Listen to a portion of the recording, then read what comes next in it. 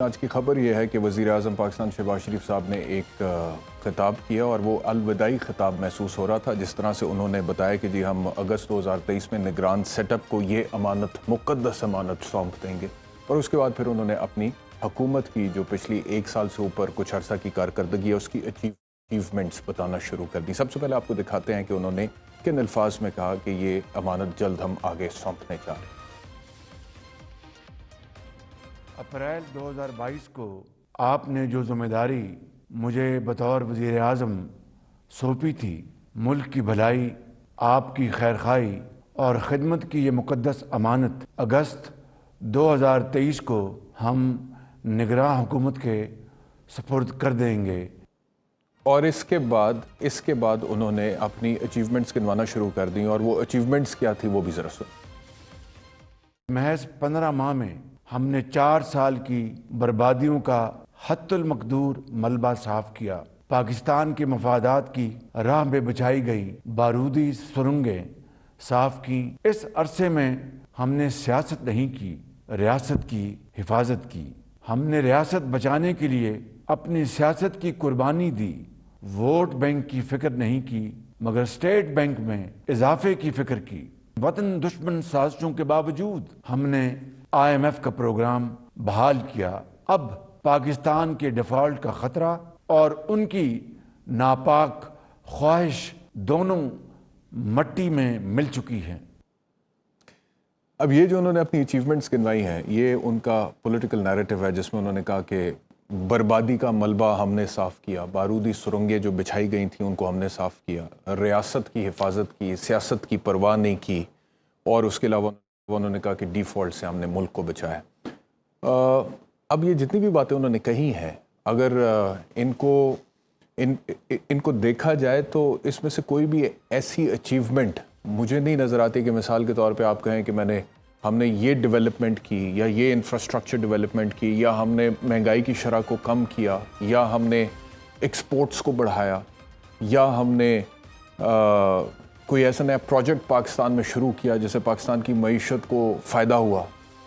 یا کوئی ایسے پروجیکٹ کا انعقاد کیا جو جب مکمل ہوگا تو پاکستان کی معیشت کو فائدہ ہوگا۔ تو یہ ساری باتیں نہیں تھی، جتنی بھی باتیں تھیں وہ زیادہ تر ان کا پولیٹیکل نیریٹو تھا کہ پچھلی حکومت نے جو بارودی سرنگیں بچھائی تھیں ہم نے وہ صاف کی ہیں، بربادی کا ملبہ۔ اب وہ جس کو بربادی کا ملبہ کہہ رہے ہیں، اگر اعداد و شمار کی روح سے دیکھا جائے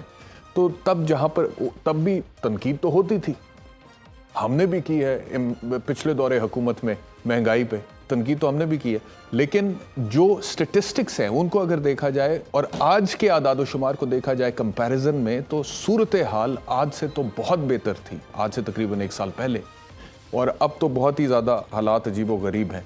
اور یہ جتنی بھی باتیں وہ کر رہے ہیں کیسے ٹائم پہ کر رہے ہیں؟ جب میں 2 دن پہلے خبر دیکھ رہا تھا، بڑی دل خراش،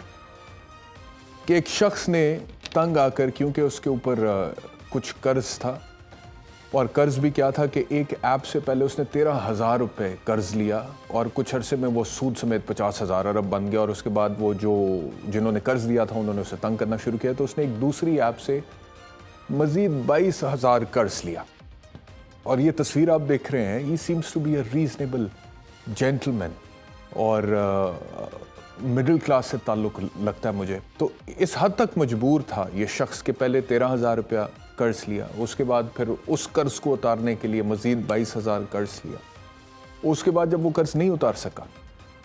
اور ذہنی دباؤ کا شکار ہوا تو اس نے خودکشی کی،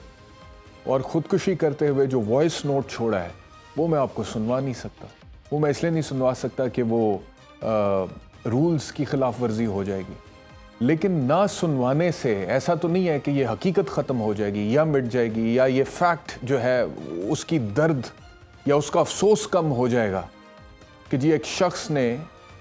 13,000 پلس 22,000 کل ملا کے کتنا بن گیا، 35,000 قرض لیا تھا، اور اچھا بھلا ریزنیبل آدمی، 2 بچے ہیں اس کے، بیوی ہے، and he could not pay the debt and he committed suicide۔ مطلب کہ گراس روٹ لیول پہ یہ کوئی مزدور، کوئی کسان، وہ جو دہاڑی پہ مزدور جاتے ہیں، راج مستری، یہ وہ نہیں ہے، ریزنیبل آدمی، مطلب کہ ریزنیبلی ایجوکیٹڈ آدمی۔ اور یہ حالات ہوئے ہیں کہ لوگ اس نہج کو جا رہے ہیں، اور وزیر اعظم صاحب بتا رہے ہیں جی کہ ہم نے بارودی سرنگیں صاف کی۔ ہم نے بربادی کا ملبہ صاف کیا. تو یہ جتنی بھی باتیں ہیں نا یہ پولیٹیکل نیریٹو تو ہے لیکن یہ ٹینجیبل ڈیولپمنٹ نہیں ہے پاکستان کی معیشت میں, پاکستان کی عوام کی زندگیوں میں. تو جاتے جاتے شہباز صاحب کے پلے کیا ہے یہ تو اب الیکشنز میں عوام فیصلہ کریں گے, لیکن سوال یہ بھی ہے کہ الیکشنز کب ہوں گے اور ہوں گے تو کس طرح کے ہوں گے, کیونکہ جتنے بھی الیکشنز ہوئے ہیں پاکستان میں زیادہ تر ہمیشہ انگلی اٹھتی ہے کہ صاف شفاف نہیں ہے, اس میں دھاندلی ہوئی ہے.